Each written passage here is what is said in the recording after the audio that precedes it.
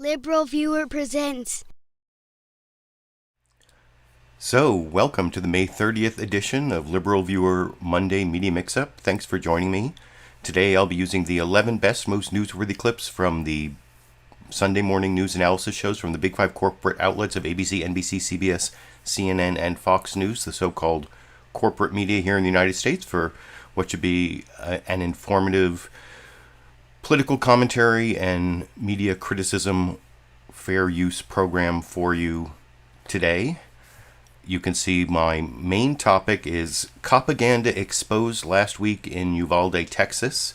It's been 6 days since this horrendous shooting in Uvalde at an elementary school, and there's been lots and lots of coverage of the incident. And one of the things that two things became clear about the incident as the coverage went for the first few days is, one, that the police waited way too long to go in, and two, that they gave inaccurate statements about it for multiple days. I would say they lied about it, but I guess that requires more investigation.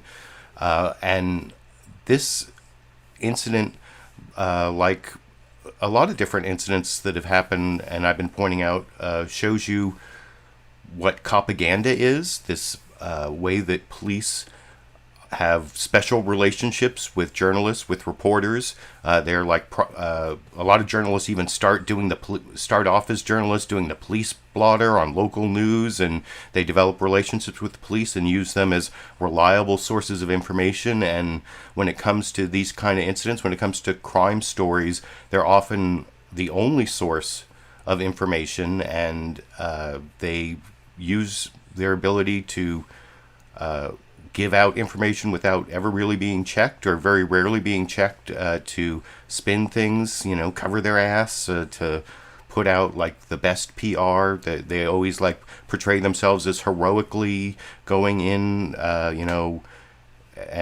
saving the day and saving lives. They always say, when a police officer is killed, they always say, but he saved lives, even if what he didn't save lives. And you notice when this incident happened, they started off doing that as well. And one of the things I've noticed about the coverage is that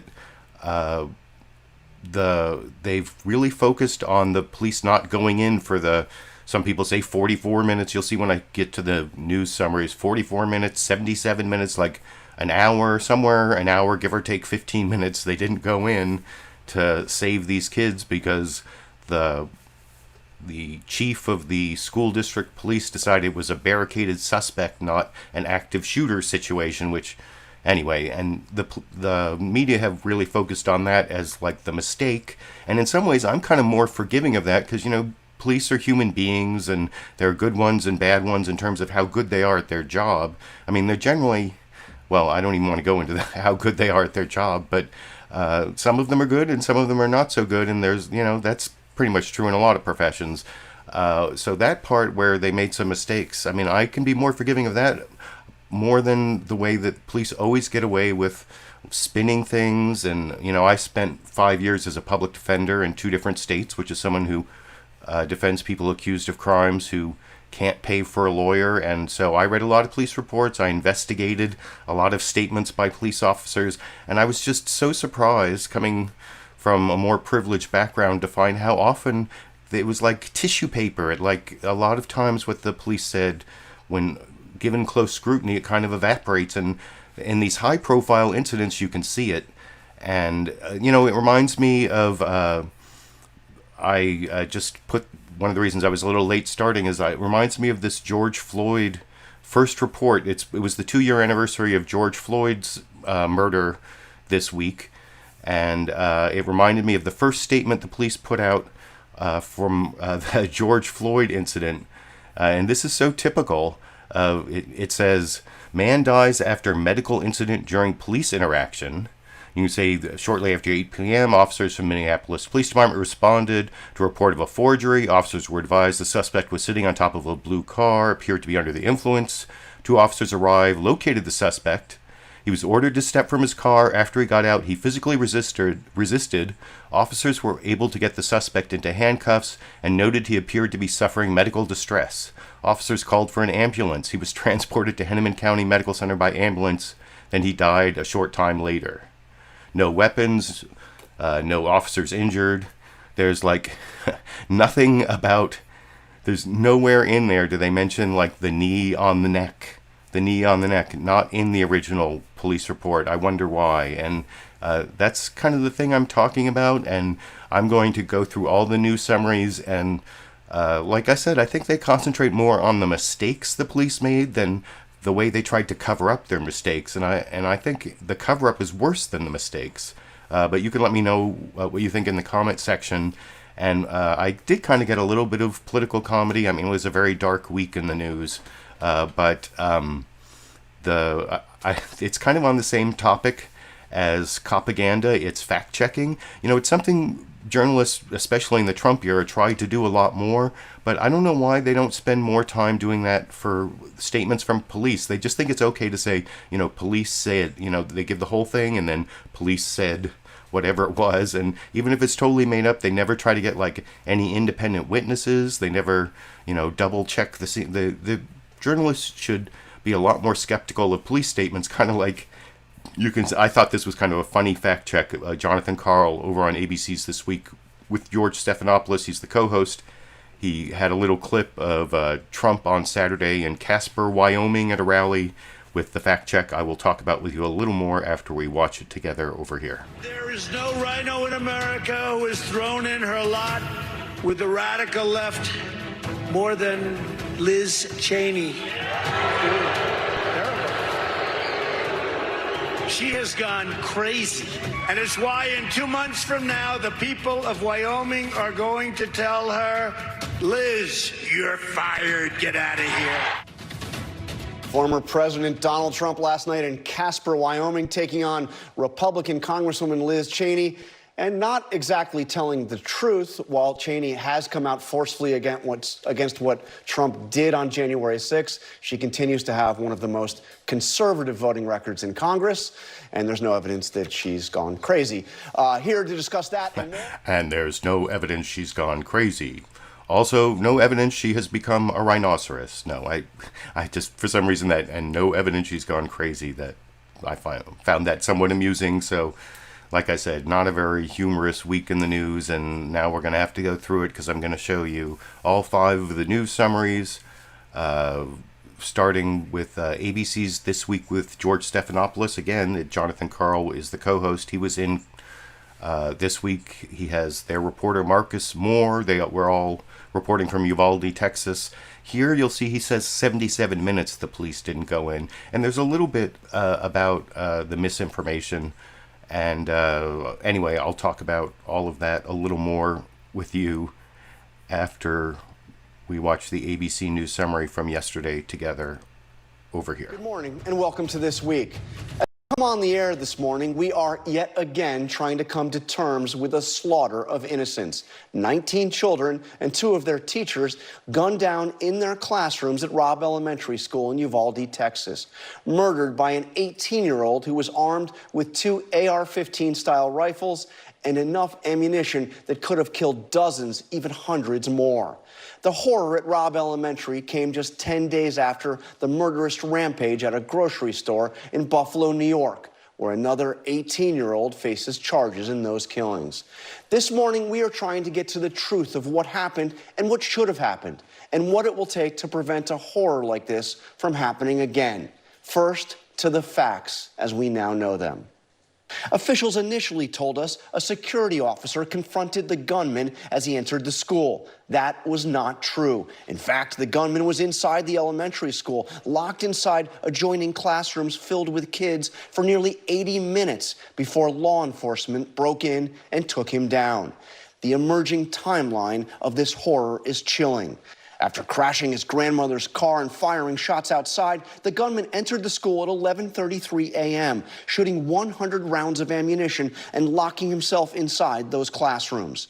2 minutes later, the first police arrive. At 11:37, the gunman fires another 16 rounds. Over the next 15 minutes, more police arrive on the scene. At 12:03, 911 receives a call from inside the classroom, a student whispering that she was in room 112. At 12:10, she calls back saying there are multiple dead. She calls again and again on the fourth call, saying there were 8 to 9 students still alive. Over the next 35 minutes, more calls are made from inside the classroom as shots can be heard and a plea, please send the police now.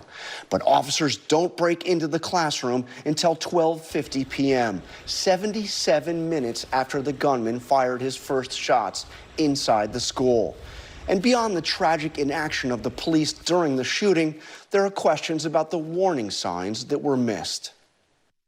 We'll get to all that in a moment, but first let's turn to Marcus Moore in Uvalde, where President Biden is meeting this afternoon with the families of the victims. Good morning, Marcus.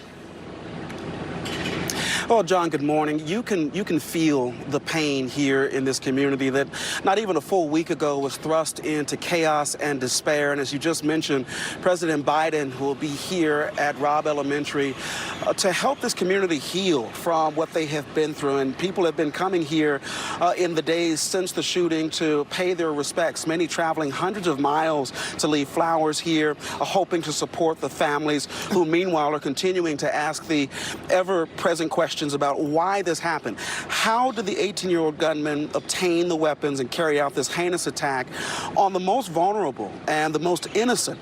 The investigation remains underway this morning with the FBI assisting state authorities as they piece together details of what happened here, including establishing more clarity on the timeline. The officers who arrived here at the scene, what information were they given, and then what prompted them to finally make the decision to force their way into that classroom, John, or that gunman was holed up? We now know that the officers were outside that room for 77 minutes before finally deciding to go in. And Marcus, the governor of Texas, Greg Abbott, initially praised the, quote, swift action and quick response of the police, saying they, quote, were able to save lives. What is he saying now? Well, John, he says that he was misled and that he is livid about that, and that the day he took to the stage to deliver that information, he had met with law enforcement officials, and he said that he took handwritten notes about what the information they relayed to him, and that is what he recited to the public. We now know that that information was not accurate, and he says the people who deserve the answers now most are the families who lost their loved ones here at this school in Uvalde. John. Thank you, Marcus. Joining us now for more on the investigation is ABC News Chief Justice Correspondent Pierre. So, yeah, you can see there that ABC had their reporter on the scene, then they went to their justice correspondent, then they went to their guests. I'm just showing you the anchor and the original reporter in the news summaries I'm showing you. And you did see in the ABC report there that they showed this, if they talk at all about the misinformation that they got from the cops. They talk about that school resource officer who was supposedly there to like have a confrontation with the shooter, and then turned out like not to have even been at the school. And then there's like this other report that the school resource officer like drove right by the suspect, or the shooter, and thought that the teacher who'd propped open the door was the one who was the shooter that they were like had already heard about on the police radio. I mean, that's the one piece of misinformation, because for like a day there was like this police officer who confronted the attacker, who then turned out not to exist. So at least they remarked on that, and you'll see several of the news summaries do remark on that. But they don't really call it a lie, and they use like these weird euphemisms, like you heard the reporter Marcus Moore say that they need more clarity on the timeline. Like, get their bullshit story straight is what they need to do. They need to get their bullshit story straight, and that's cops will see. I've noticed this in cases, like I said, when I was a public defender, also as an activist here locally in Sacramento. I've been a small part of community movements trying to get more accountability and transparency from our local police after there are shootings. There have been the shooting of Stephon Clark was a really famous case here in Sacramento, but there's been so many others. There was Joseph Mann, there was Adrian Ludd, Ryan Ellis, Michael McIntyre. You'd be surprised how many people I could list in the last 5 to 10 years who have been shot by police in Sacramento without getting the ability to get sufficient answers, and where they spend all this time getting their spun story together. And I wish, like I said, that the journalists would focus more on that. And you saw, like, the governor of Texas, this right-wing Republican guy who's normally so pro-police, he's like livid that he got caught up in the Copaganda. He was like praised because that's the thing. They talked about what he was mad about, or that he was mad, but they didn't really talk about the bad information he said that first day, which is like cops rushed in and they, saved the day, and they definitely saved lives with their quick action. And, that's like, they have that written on some card somewhere, and they like use that every time, no matter what happened, I guess. But anyway, I did praise that news summary for the 77 minutes, and now we can compare it to the NBC News Meet the Press news summary. Chuck Todd doesn't quite have, well, I guess he has the biggest, longest package, because there's no reporter involved here. It's just Chuck Todd doing the live introduction as anchor, and then a pre-recorded video package that he narrates. There's this one thing he says about how Republicans are like addicted to an absolute right, Second Amendment right that doesn't exist or something in here. And they were like, I watched Fox News earlier today, and they were like nailing him on that. And but I don't know, even Fox News has noticed that the police didn't do such a great job in Uvalde, Texas. But we'll get to the Fox News one. It's the fourth of the news summaries. Here's the second news summary, NBC News Meet the Press. This one, I think, gets more into the politics. It also talks about the police mistakes. I think the word botched is used, if I'm remembering correctly, but we'll find out watching it together and talk about it a little more after we do.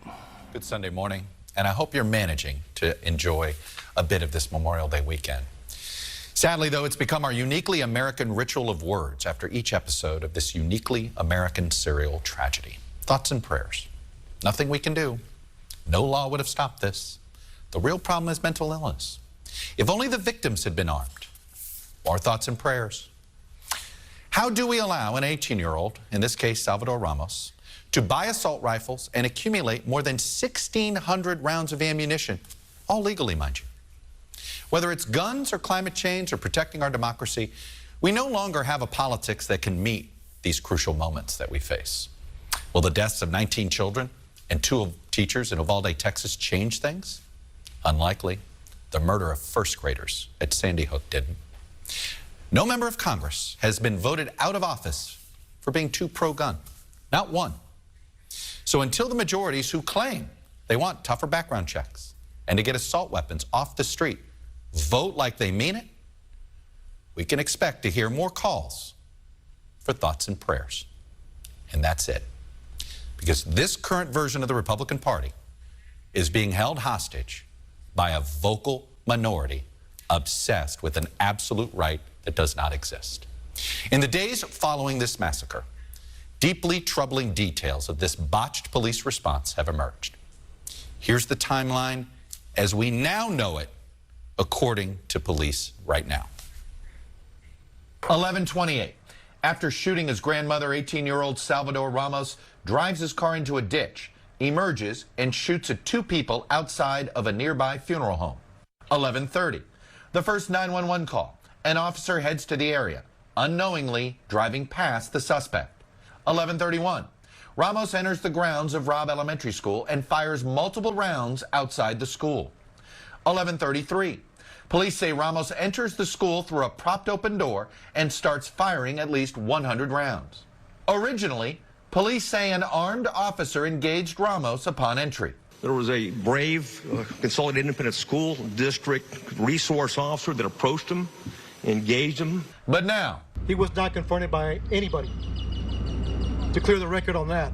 11:35, Uvalde police officers enter the school and are grazed by bullets from the gunman.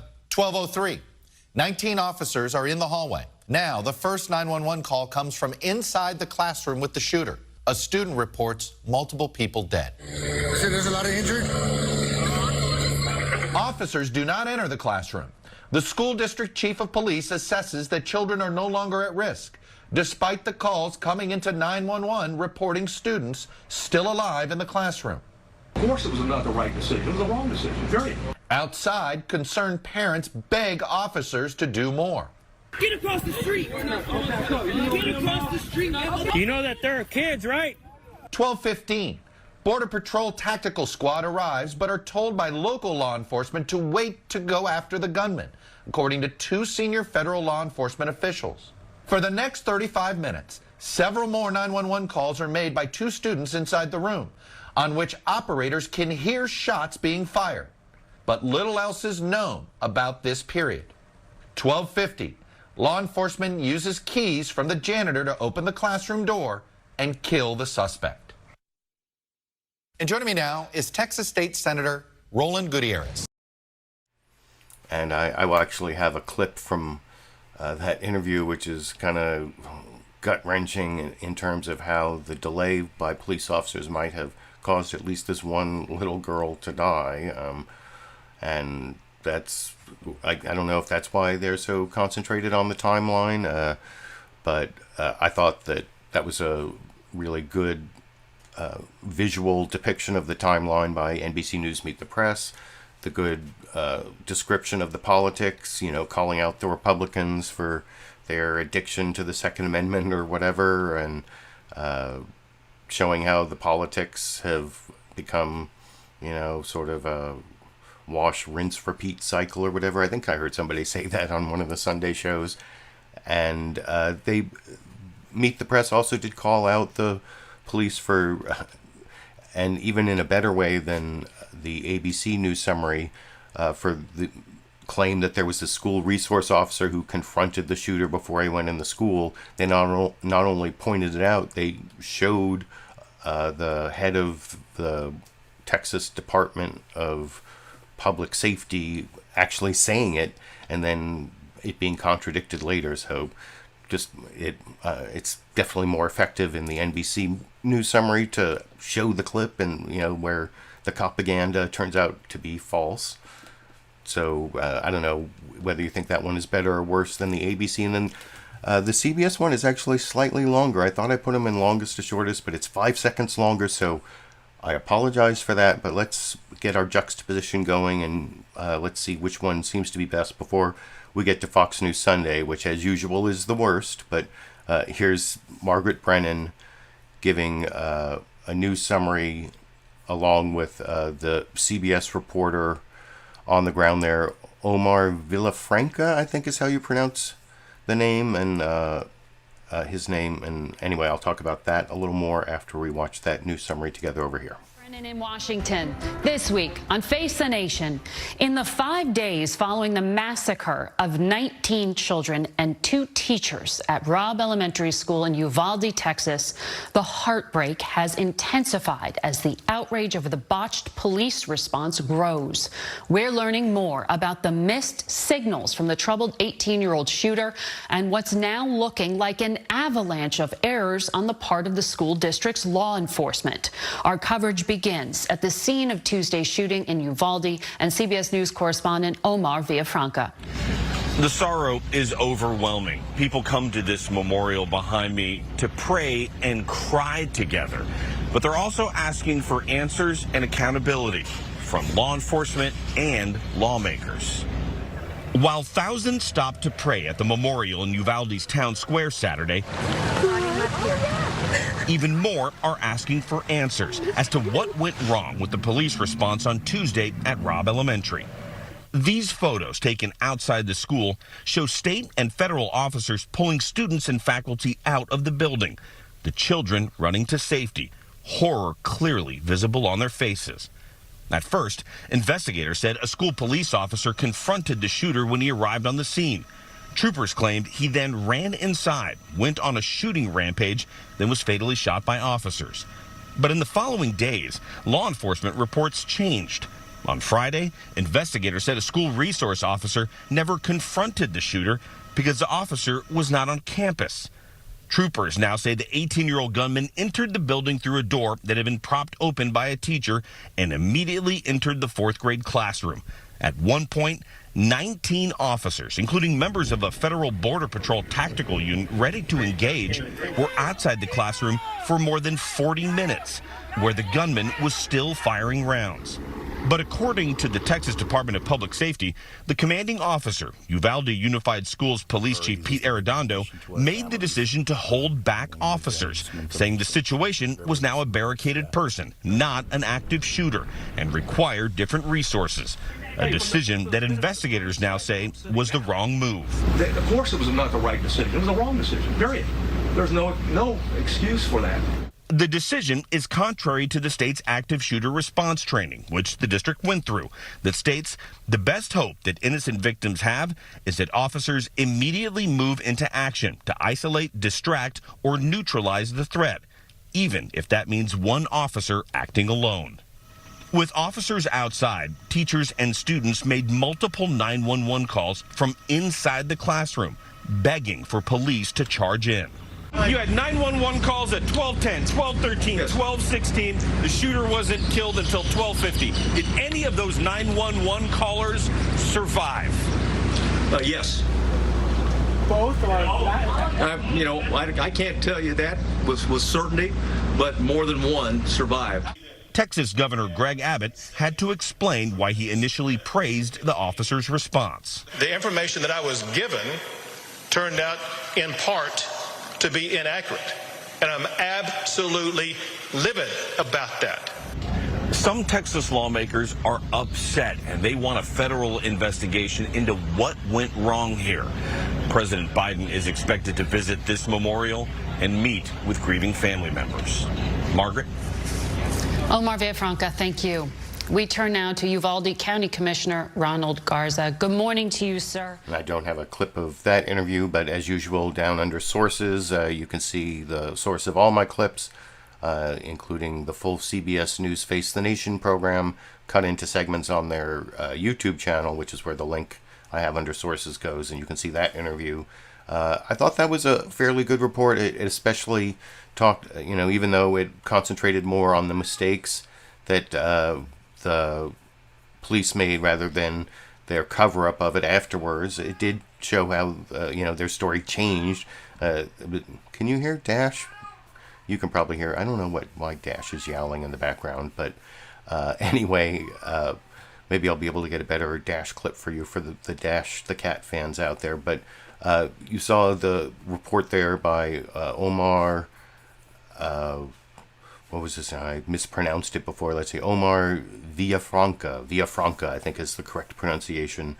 That he talked about how the story changed, but it's not police changed. It should be, I don't know. They always use the passive voice to let cops get away with things, and I don't know why that is. But they also, I would think, before I got interrupted by the mewing of the cat there, I was saying that was the best story on how the police were not following their training, and they'd all been trained on it, the post-Columbine training, where you don't wait for the SWAT team. You, even if there's just one of you, you go in there, and if there are a bunch of you, you create a stack where there are a whole bunch of officers lined up behind each other. So if the first guy gets shot, then the second guy gets the shooter, and anyway, they have all these tactics that are supposed to go, you're supposed to go as fast as possible to the active shooter so that they are distracted and delayed, and you might be able to isolate them, and you get them to focus on the police and not on killing more people and stuff. So I mean, that is a thing.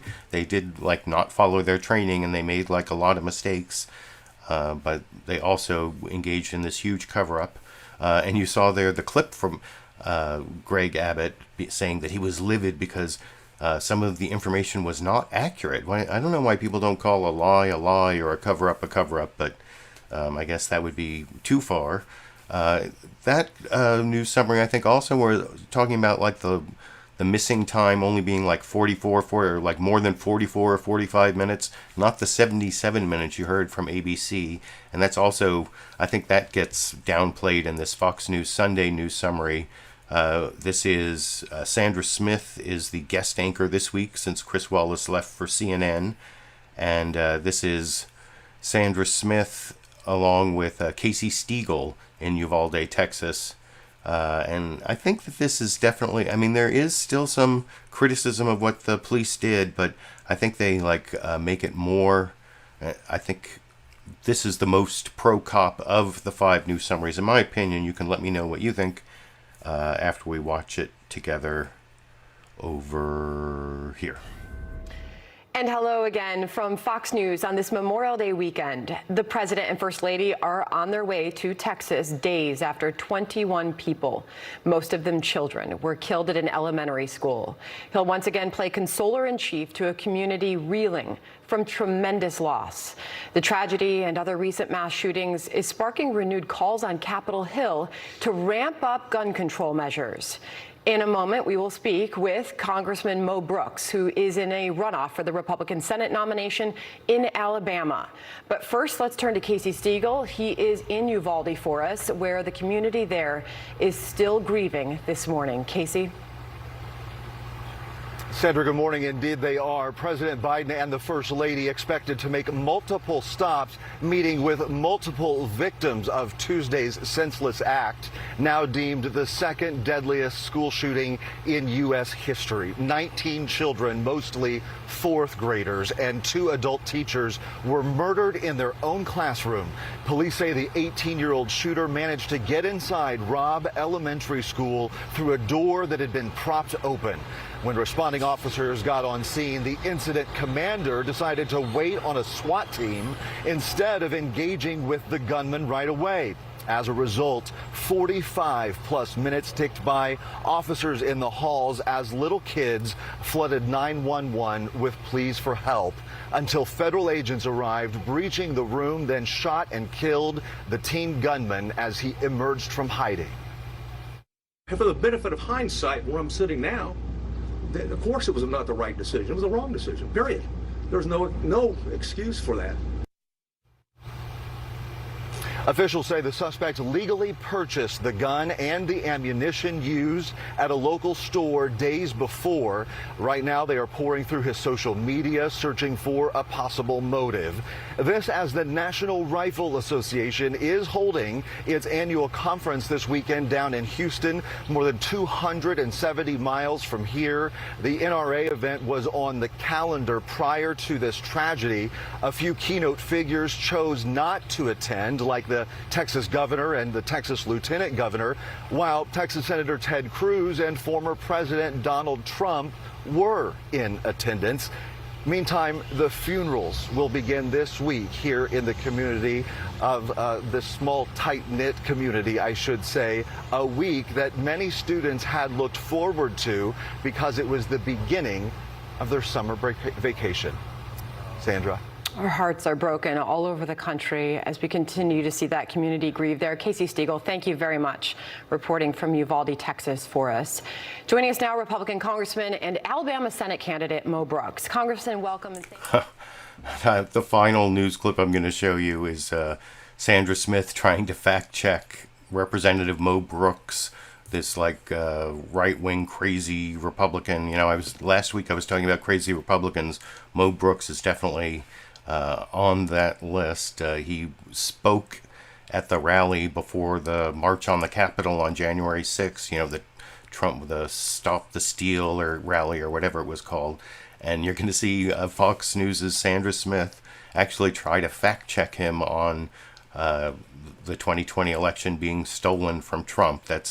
I guess it fits with my overall theme of fact checking, even if it doesn't fit with Copaganda. But I thought that news summary, like I said, it sort of downplayed the, it talked about a little bit about the misinformation from the police, but I thought it downplayed it compared to the other ones. It did talk about them not rushing in when they were getting the 911 calls, and I think it kind of blamed it on the local police more than anybody else. But of course, I think the local commander there was the school district chief, which was mentioned in the other news summaries. One of the interesting things was when it covered that NRA convention, and everyone, like all the other stations, I see that like less than 300 miles from the shooting, they're going to this NRA convention.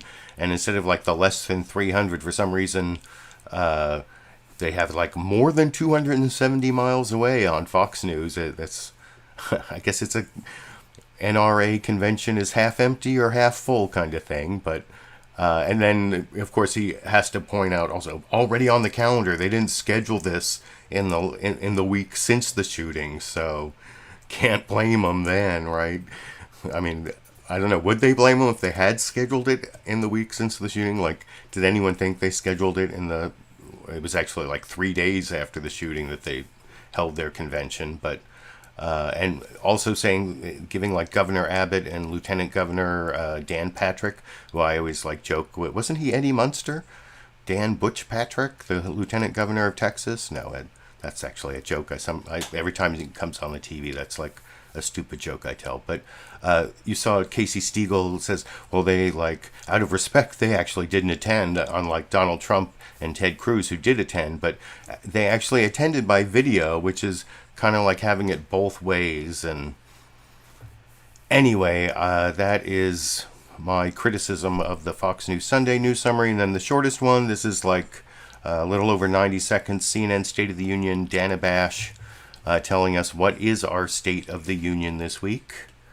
Over here. Hello, I'm Dana Bash in Uvalde, Texas, where the state of our union is so sad and wondering when enough really will be enough. I'm joining you today from a community in shock, a community grieving the 21 people brutally murdered in an elementary school on Tuesday, a community so overwhelmed by loss that the parents of 9, 10, and 11-year-olds have to wait weeks to bury their own children because the funeral homes are so busy dealing with the small broken bodies from Robb Elementary School rooms 111 and 112. As these parents learn more about the excruciating delay by 19 law enforcement officials who waited outside the door where children were trapped with a gunman, as they learn about the young man who made violent threats but was able to legally buy a weapon of war, and as they call for action from their elected officials but say they know it's unlikely, it's hard to feel hope that things will change. President Biden is on his way here to Uvalde this morning. He will try to comfort grieving families as he's done so many times before. Enough times that the political reality seems to have set in. We asked for a White House official to join us to talk about solutions this morning, but no one was made available. The governor and lieutenant governor of Texas and the state's 2 U.S. senators also declined. But we are going to focus on solutions with our guests today as we honor the lives cut short this week. I spoke with Adrian Alonso, the uncle of Ellie Garcia, who was killed at Robb Elementary just a few days shy of her 10th birthday. And that is one of the there's so many sad stories. I had to watch those pictures so many times, watching all 5 of the news programs. At some point, they all showed the pictures of the 19 children and 2 adults. One thing I noticed, nobody's talking about the wounded. I heard there were like 17 people wounded, and I know there are people even in the hospital, but I've never seen a count of the wounded, just the number of killed, which is kind of strange for a shooting. I don't know what that's all about. But I'm actually going to have a clip later critical of Dana Bash and her questioning of a kid who was in like one of the adjoining classrooms from where the kids were actually killed, and I'll explain why I'm criticizing her when I get to that clip. That's and I saw, after I showed the Fox News Sunday coverage of the NRA convention, I saw in the live comments G Wolf here.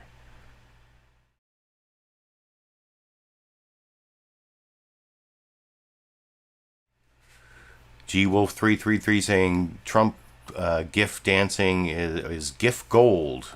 G Wolf 333, thank you for that comment. I thought of using that as my political comedy, especially, and along with that weird like name reading he did with like the gong in between. I thought that was kind of bizarre. Especially, I think he mispronounced a couple of the names, and the gong, like, thought one of the last gongs was like in the middle of somebody's name, and it just, the whole thing seemed, I don't know, like this, like Trump coming up with like a gimmick that'll make it look like he has empathy. That's what it looked like to me, because we all know that Trump, I mean, comparing him to Joe Biden and what he's been doing he's got practice and, you know, this and then the Buffalo shooting. I think we know who's a better empathizer. That doesn't make him the best president, I guess, but I think very few people would say that Biden isn't the better empathizer. And I think that little dance that G. Wolf was talking about is just another piece of evidence that supports that general argument that I think there's a huge amount of evidence. Who could disagree? Well, if you disagree, you can let me know in the comments section for the live viewers or the recorded show viewers. And now I'm going to get to the newsmakers. First is this Democratic state senator who was on a couple programs, and I told you this was like one of the most literally gut-wrenching stories about how the delay in police cost lives. And I heard this story multiple times, and so I decided to show you the NBC News Meet the Press version because, you know, I criticized Chuck Todd for not having good follow-up questions, and he doesn't at the very end of this thing here. But he does come very well prepared, and he has like a huge list of weird Texas laws that made it easier to get guns. That, you know, that's his, like, maybe it's his producers and not him, although I think he may actually be like a producer on the show as well. I have to watch the credits at the end, but anyway, this is that's the good part of this. And then there's also just like, this is a fact that you don't want to be, this is, if you're someone like me who's a lawyer and if you're thinking of suing a police department for doing something bad, I mean, I don't know if you're going to get past qualified immunity. That's a whole other thing. But these kind of facts are the kind of facts that, you know, the police department and the government entity lawyers do not want the jury to hear this story, which I will talk about with you a little more after we watch it together over here. I know you've spent a lot of time with some of the families of the victims. Just relay some of the conversations that you've had, some of the frustrations, the anger, the grieving, whether it's on the response time or the fact this happened in the first place. Chuck, this has been an incredible episode over the last 3 days.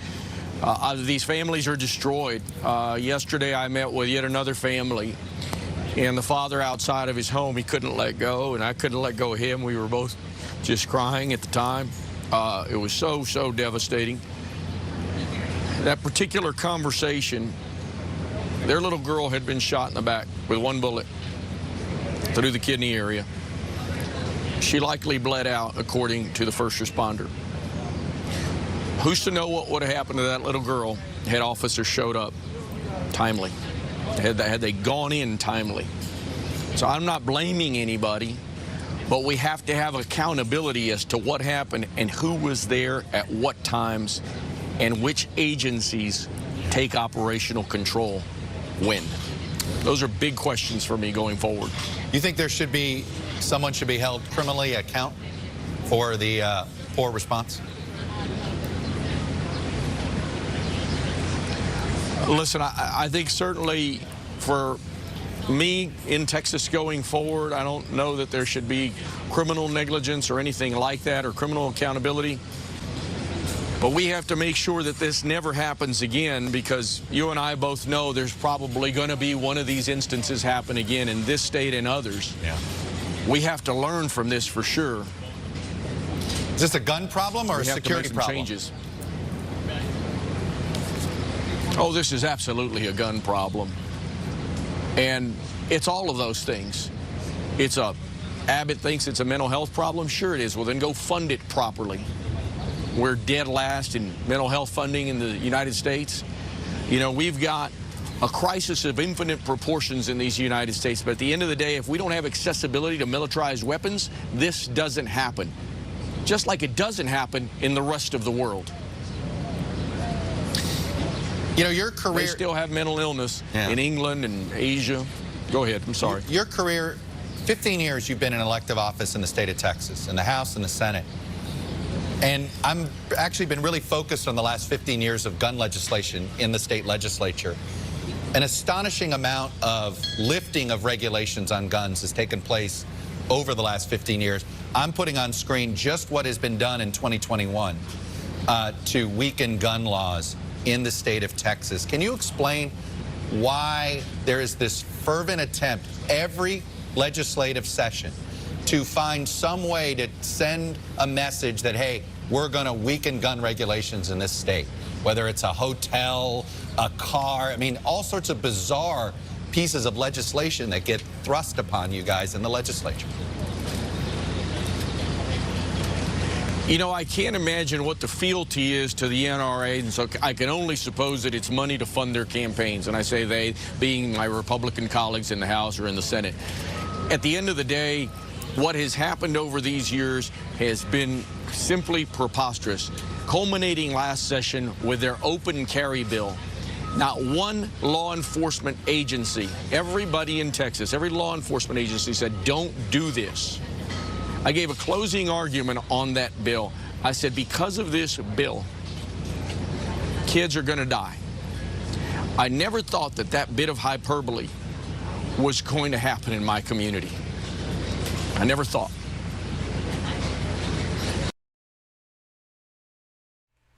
And actually, Chuck Todd spent like an extra long time with his hand on his chin there. It made me almost think, is he thinking about how people think he can't ask a follow-up question? But then he kind of changed the subject, and his next question was like, what do you want to ask President Biden for when he comes and visits? Which, I don't know, that didn't really even need a follow-up. But like I said, it was a good question. That scrolling of weird laws that have been passed in Texas just in 2021, that was pretty effective, even if there wasn't a follow-up question, Chuck. So don't look so glum. I guess, well, you got to look glum when someone's telling you that laws are or weak gun laws are getting people killed right after people get killed. I guess you should look glum. That's kind of your job. But the next clip I want to show you is from CBS News' Face the Nation. They had Val Demings on, a representative from Florida, who is actually taking on Marco Rubio. Wouldn't that be cool to have somebody beat Marco Rubio? Now, she's a former police chief in, I can't remember which city in Florida, but I was hoping that she would talk more about the Copaganda part or be questioned more about it. Margaret Brennan really just has her talk about the bad response. And one of the weird things, you'll see the last question that Margaret Brennan asks Val Demings isn't really about the bad response of police, but she keeps answering that anyway, which I guess you get like a little wound up when you have these interviews or whatever. You can't really, maybe she wasn't really listening to the question or the follow-up question, but that's the one weird thing about this. And of course, there's nothing about cops lying. There's nothing about propaganda. I think the closest they come is like they have to do better on communications. Like, stop. That's a very bland way of saying cops should stop lying to us, I think. But you can let me know what you think after we watch Val Demings, Democrat from Florida, running against Marco Rubio, hopefully beating him, even though she's a former police officer. And you can tell me what you think about that while we watch that clip together over here. I want to ask you about this response in Texas, because apart from the shooter, now there's this probe of what the police did with their response that day. You know, after the massacre in Parkland, the school officer who was assigned to protect those kids was later charged with criminal negligence for his inaction. Given what we've learned about what happened in Texas, should we expect the same there? Well, what we must demand is a thorough and complete investigation. Margaret, I served as a law enforcement officer pre-Columbine. I served as a law enforcement officer post-Columbine. Pre-Columbine, we would respond to an active shooter situation. We would secure the perimeter, and then we would wait for the crisis negotiators and the SWAT team. I served as a crisis negotiator for 12 years. We all know post-Columbine, there is no time to waste, that the officers on that scene are expected to go into those active shooter situations. We trained on it at the Orlando Police Department, and every sworn member, including the chief of police, went through the active shooter training. So obviously, that did not happen. The other important thing, those early minutes after the shooting, we know that there's a demand for more and more information, but the information that we give, especially when we say an SRO, a school resource officer, went in and basically engaged the suspect and ammunition or bullets were fired, and that's not true. The communications, we have to make sure that it is as clear and as accurate as possible. So there's a lot of work to do there. We have certainly more questions than answers, and I know that we're going to get to the bottom of it. Should there be some sort of federal probe or some sort of school shooting safety board at the federal level, or is this all to Texas State Police? Well, what we do know is that there were multiple agencies involved. I personally think the wrong agency was in charge of that scene, but let me say this, I wasn't there on the ground. I know that police officers have a tough job in these active shooter situations, as we've seen time and time again. They're usually outgunned. We know that. But we must, Margaret, demand an investigation, and I believe the FBI, I mean, that would be my vote for a federal investigation, but I do believe, since there were so many agencies involved on the ground, it's important that we know what role every agency played. It's important that we know, was there any discussion about going in, those 19 officers who I'm told were in the hallway, were there any discussion between other commanders from other departments? We must know the answers to those questions, and I think a federal investigation is certainly in order. Let me ask you quickly, are you satisfied with the scope of President Biden's executive order on police reform this week? Well, I certainly think the duty to intervene, and look, we know that police departments come in different sizes, some that are 35,000, some are as small as 10 or 6. And so the level of training that they get is different, but duty to intervene, the de-escalation training being included in use of force, making sure that the public is aware of criminal, or not criminal, but misconduct, could be criminal in some instances. I think all of those things are a good start, but Margaret, that's all they are.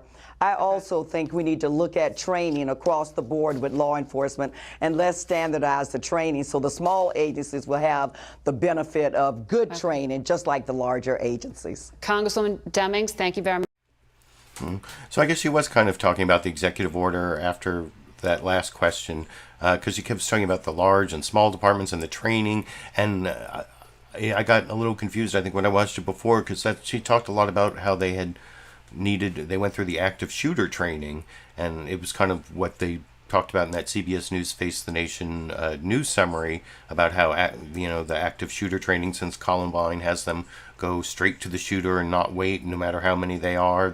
That's like their number one priority, is to neutralize the active shooter. And she talked about how they all went through that training and how it didn't matter in the first part of her answer, but then later when she talked about Biden's, on the second anniversary of the murder of George Floyd, because they couldn't get the George Floyd Justice and Policing Act bill passed, there were these negotiations in the Senate that went nowhere. And anyway, I won't go off on that tangent, but anyway, they got a few things, and Val Demings did talk about a couple of them, like letting people know about like a federal database of officers with misconduct and a few other things, which I guess are okay. But and I guess also Val Demings was a little bit harder on the Copaganda there. She didn't say Copaganda, but she did talk about the school resource officer who didn't exist and how it wasn't the truth. But then she switched to, we need more communications. Not what we need is more honesty, not more better communications. I guess that's sort of a euphemistic way of saying we need cops not to lie, right? We need them to communicate better, right? Anyway, this next clip, I don't know. I don't even know if they should do this kind of interview. This is, I think, like a 5th grader who was in a classroom near where the 4th graders were killed, and his teacher was actually shot through the door, even though they were locked in the room. But I actually decided to show this because this is really bad interviewing of a child. This, I talked about how I was a public defender for 5 years. Like the first year I did juvenile in St. Louis, and one of the things we would do is tear apart the interrogation of children, because children are very suggestible, also child victims. I even defended someone who was some worker at like a amusement park ride who was accused of like groping kids when strapping them into the seats, and kids are very suggestible when you question them, and that's a way you can cross-examine the way that they make accusations if you're a criminal defense attorney. And then you can go and, in that case, I actually got to depose the kids and got like wildly different stories. And that's the problem, that kids will answer questions even when they don't know or have the answer. They'll provide an answer. And Dan Abash did ask, of the 10 questions, 2 or 3 of them are good, but some of them are really leading questions that if you're going to interview a kid, and I'm not even sure you should interview a kid, you can let me know if this kid should even, his mother's right there, but here's like Daniel Ruiz being asked mostly leading questions by CNN's Dan Abash over here. Daniel, you climbed out through a window with broken glass. Mm-hmm. And you had glass in your arms? In your hand, but physically you're okay. Yeah. Can you tell me about what happened in that classroom? We were just nothing really, but he just shot 4 bullets into our class, but her nose broke, and then our teacher got shot in her leg and her torso, but she's all right. He was never in your classroom because your teacher, is it right that your teacher locked the door and broke the key? Mm-hmm. Did you see his face? Yeah. Through the window? Mm-hmm. That must have been, I can't even imagine, terrifying. What were you doing when you were in the classroom?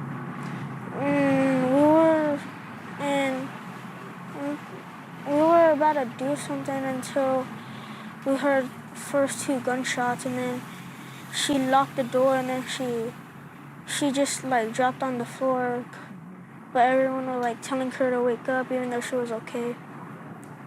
What, telling her to wake up because she had been shot? Mm-hmm. They thought she was passing out because she was shot. And were you hiding under desks? Where were you in the classroom? I was hiding under a table next to the wall. It goes to the end of the wall to the start of the wall, and it's a very big table, but I could still see his face through the window. Do you think he saw you? I think he did, but at the same time, people were blocking me, so I don't really know. But I could see where he's staring at people in front of me. And you all just, I'm sure, tried to stay very quiet. Not easy in any situation. It must have felt like you were there for so long. Was anybody in your classroom calling 911? My teacher was trying to, but then as soon as she was about to press the call button, he showed up to the window, so she really can't, but someone called him, but they were she tried to call him, but they didn't pick up, so she had to text them. How do you feel about going to school? I know it's going to be summer, but how do you feel about going back in the fall? Nervous.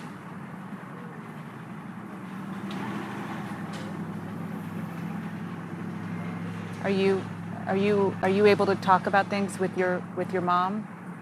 Yeah. Yeah. How do you think Daniel's doing? So yeah, that was the interview with Daniel. I don't know what you think about that. Was that too exploitive? I already criticized the leading questions. I mean, like, one good factor, important fact, I should say, came out of, there was that whole thing about someone tried to call 911, but they didn't answer, so they had to text them. That's like a new fact I hadn't heard anywhere else except from Daniel. So I guess to that extent, it was a newsworthy interview. But anyway, you can let me know what you think of that. And then in terms of the federal legislative response, Senator Chris Murphy from Connecticut, who was like elected to the Senate right around the time of the Sandy Hook shooting, that so many people thought, oh, they killed all these like first graders, now they're finally going to do something, and it didn't happen. And actually, I think one of the most devastating clips in terms of the politics was, you'll see in this first question from Jon Karl on ABC's This Week with George Stephanopoulos. In his interview with Chris Murphy, he shows a clip from December 2012 and what he said then. And really, there's not been any significant federal gun safety regulations or gun safety legislation passed since Sandy Hook. But Chris Murphy, who has every reason to be pessimistic, actually has some optimism. And he'll explain, talking to Jon Karl in this second to last news clip I will talk about with you after we watch it together over here. For joining us. I want to go back. You were on this program just 2 days after the Sandy Hook massacre. It was just a couple of weeks before you were first sworn in as a U.S. Senator. And you were asked at that point, this was 10 years ago, you were asked if Sandy Hook and that horrific tragedy we saw in Newtown was going to represent a turning point, a tipping point, if something was finally going to be done about gun violence. This was your response. The time for sort of saying that we can't talk about the policy implications of tragedies like this is over. And for us here in Connecticut, well, we're going to grieve and make sure the families have everything they need. We're going to be on the floor of the Senate very soon talking about where we go from here. 10 years later, what has been accomplished? It's inconceivable to me that we have not passed significant federal legislation trying to address the tragedy of gun violence in this nation, especially because since Sandy Hook, we've seen even worse slaughter in Las Vegas, in Orlando. As has been mentioned, the pace of everyday gun violence has dramatically escalated over the past 2 years. Now, states have passed tighter laws. There have been referendums passed. There are plenty of local efforts that have been successful in tightening up our gun laws, but we need federal legislation, and my hope is that this time is different. I get it. Every single time after one of these mass shootings, there's talks in Washington, and they never succeed. But there are more Republicans interested in talking about. For joining us. I want to go back. You were on this program just 2 days after the Sandy Hook massacre. It was just a couple of weeks before you were first sworn in as a U.S. Senator. And you were asked at that point, this was 10 years ago, you were asked if Sandy Hook and that horrific tragedy we saw in Newtown was going to represent a turning point, a tipping point, if something was finally going to be done about gun violence. This was your response. The time for sort of saying that we can't talk about the policy implications of tragedies like this is over. And for us here in Connecticut, well, we're going to grieve and make sure the families have everything they need. We're going to be on the floor of the Senate very soon talking about where we go from here. 10 years later, what has been accomplished? It's inconceivable to me that we have not passed significant federal legislation trying to address the tragedy of gun violence in this nation, especially because since Sandy Hook, we've seen even worse slaughter in Las Vegas, in Orlando. As has been mentioned, the pace of everyday gun violence has dramatically escalated over the past 2 years. Now, states have passed tighter laws. There have been referendums passed. There are plenty of local efforts that have been successful in tightening up our gun laws, but we need federal legislation, and my hope is that this time is different. I get it. Every single time after one of these mass shootings, there's talks in Washington, and they never succeed. But there are more Republicans interested in talking about finding a path forward this time than I have ever seen since Sandy Hook. And, well, in the end, I may end up being heartbroken. I am at the table in a more significant way right now with Republicans and Democrats than ever before. Certainly many more Republicans willing to talk right now than were willing to talk after Sandy Hook. And Senator McConnell, the Republican leader, has tasked John Cornyn, one of his top lieutenants, to take part in those negotiations. Can you bring us inside the room, or inside, I guess you guys are having Zoom conversations now that the Senate's in recess? What is going on? What are you hearing from Cornyn and from the other Republicans? We have continued to work throughout the weekend. I was in touch with Senator Cornyn, Senator Toomey, other Republicans and Democrats yesterday.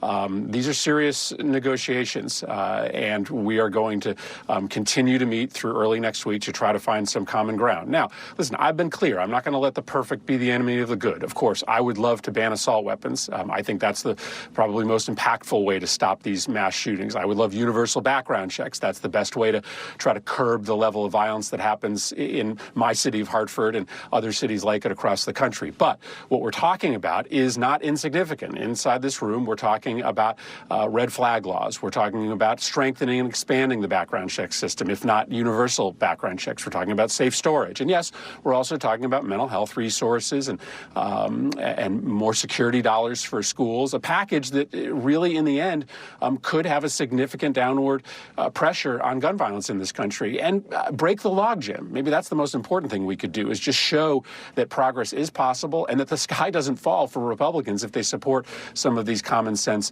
measures. We've got a short time frame, Jonathan. We've got to get this ready for Congress when Congress reconvenes in about a week, but I think we can do it.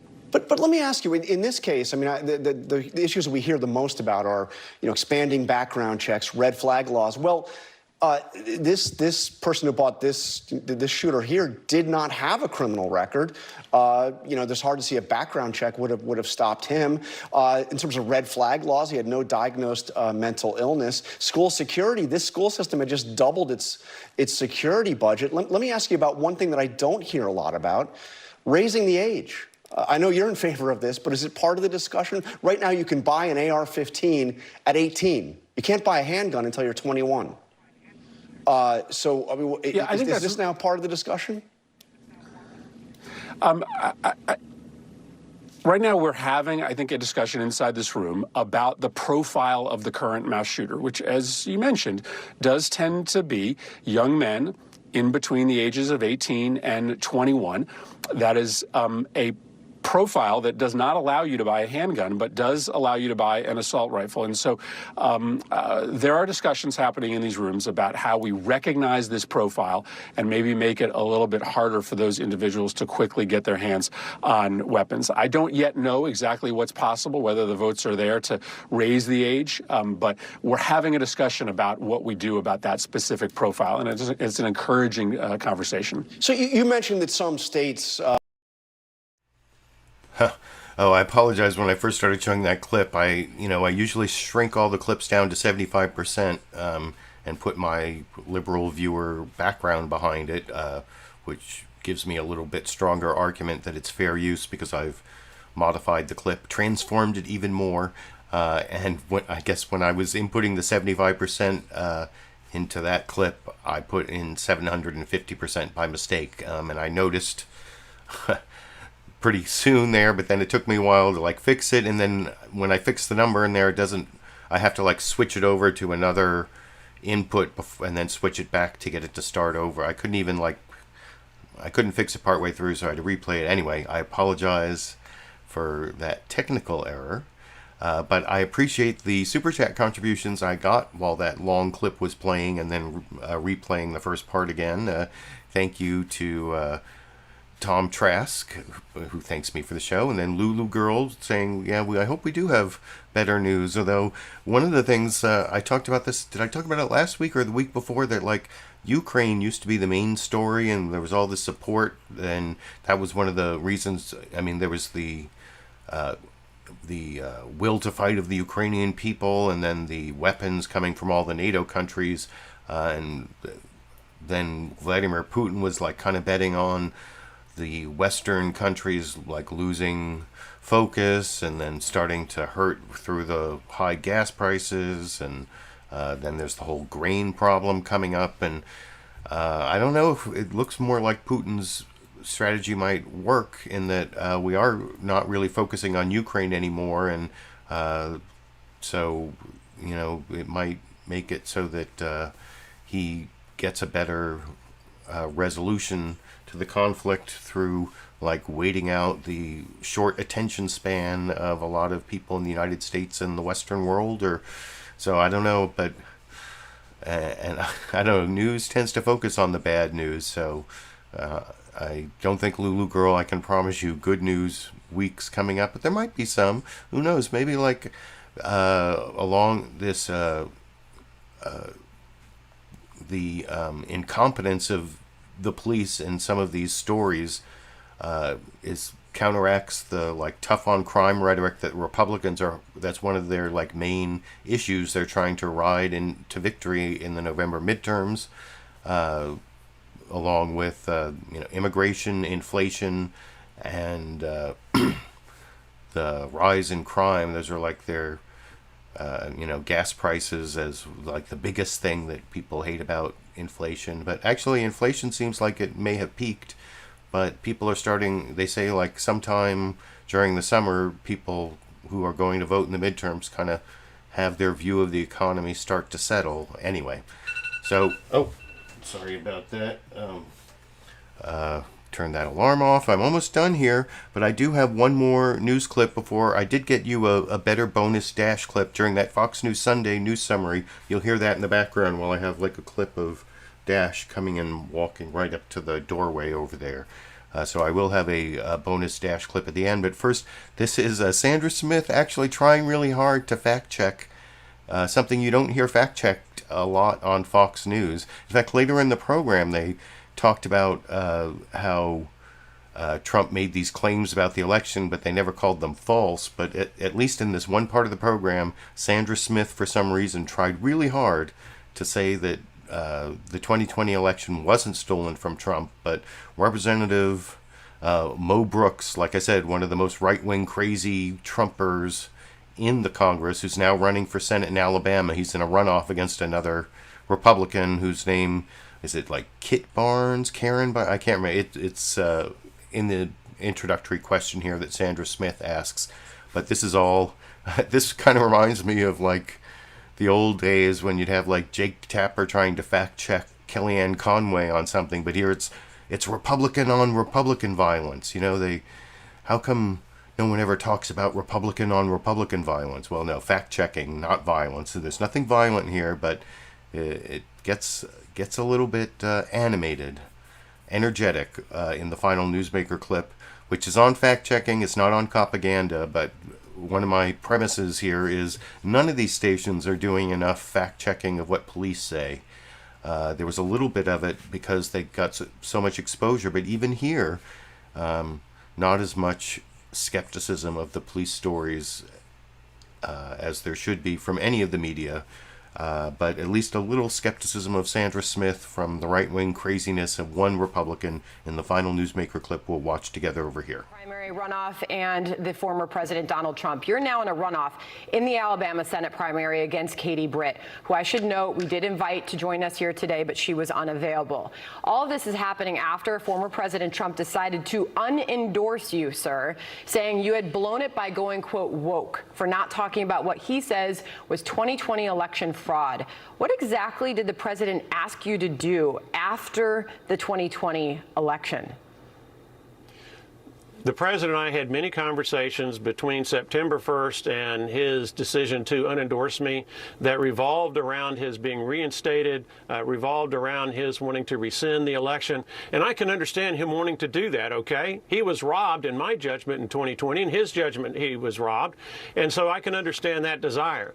The conflict was when I would explain the law does not permit us to do that. Our one shot at reversing the election, our one shot in an election contest under the United United States Constitution and federal law is on January 6th. That's it. That's the final appeal date. So anything we do after that has to focus on winning the 2022 and 2024 elections. We can use what happened in 2020 as a motivation to try to get better election laws, to use as a motivation to win in 2022 and 2024 to save our country. But what is now done in 2020 is irreversible under the United States Constitution and the United States Code. And I'm one of those who believes in law and order. I might not like it that that's the end game, but that is the end game. And just to go on the record, there has been still no evidence or proof provided that there was any sort of fraud in that. Well, no, that's wrong. I don't know why you people in the media keep saying that, but that is absolutely false. That is absolutely false. You keep saying it every time, but that's absolutely false. What is false, sir? You had 150 congressmen and senators who absolutely disagreed with you on what you just said. So what are you calling them?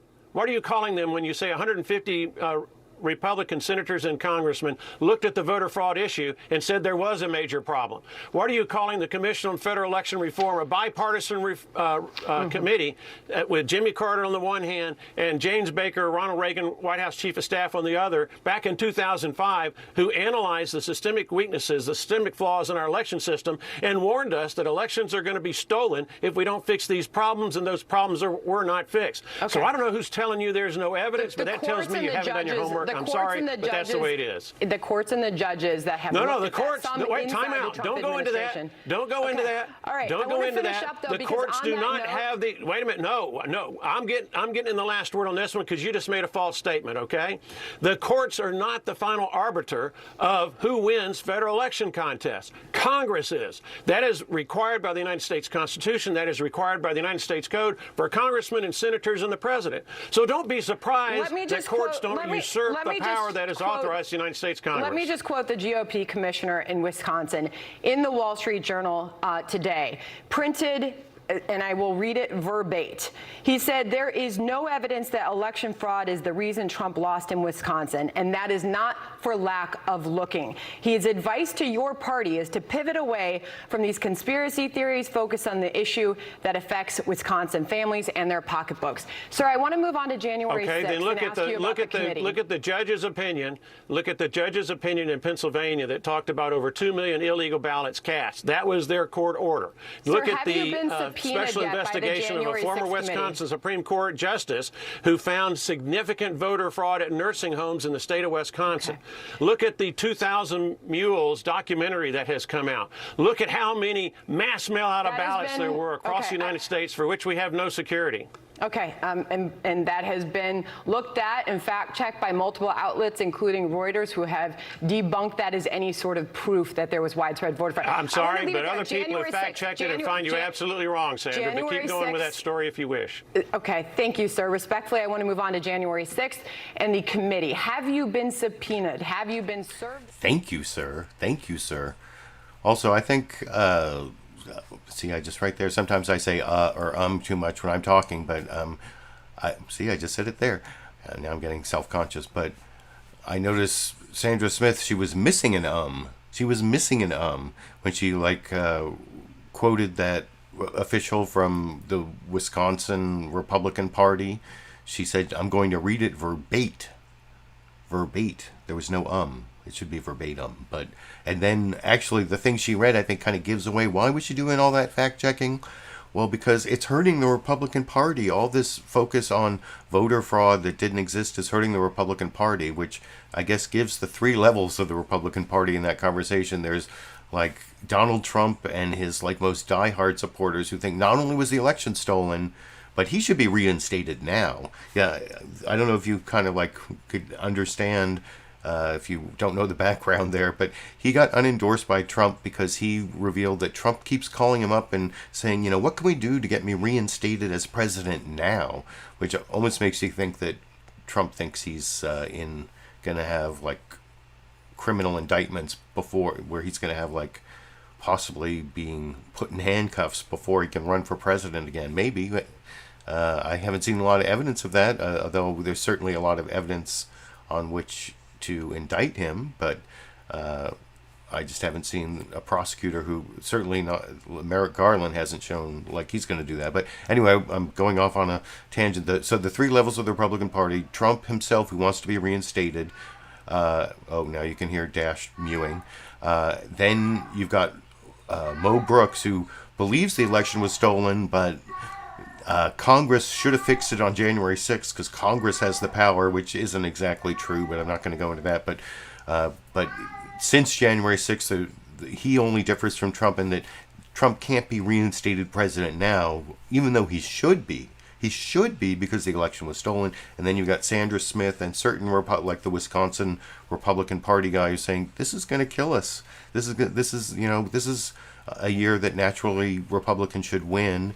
And now the overturning of Roe v. Wade, maybe the decreasing faith in police. Who knows? It's too far away from the election to know if this Copaganda episode is really going to blunt the tough on crime rhetoric that you hear all, give more money to police, even though what police does doesn't make us safer most of the time. And anyway, except when we really need them to, and then apparently they don't, or whatever. Anyway, that was the last news clip. I think I've pre-criticized, post-criticized everything the way that I wanted to. I thank you all for joining me, and I did promise I recorded this bonus Dash clip during the Fox News Sunday News Summary while I was playing it to you, so you can kind of hear it in the background. Here, I got to import it here, and here's Dash walking down the hallway. I tried to get him to come in and lie down in the Sandy live viewer, my studio audience spot,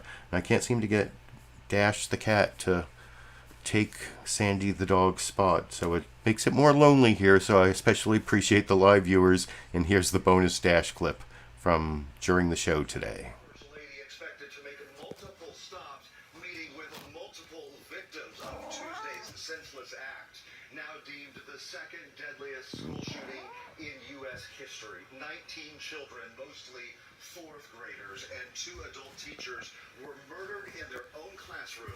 Police say the 18-year-old shooter managed to get inside Robb Elementary School through a door that had been propped open. When responding officers got on scene, the incident commander decided to wait on a SWAT team instead.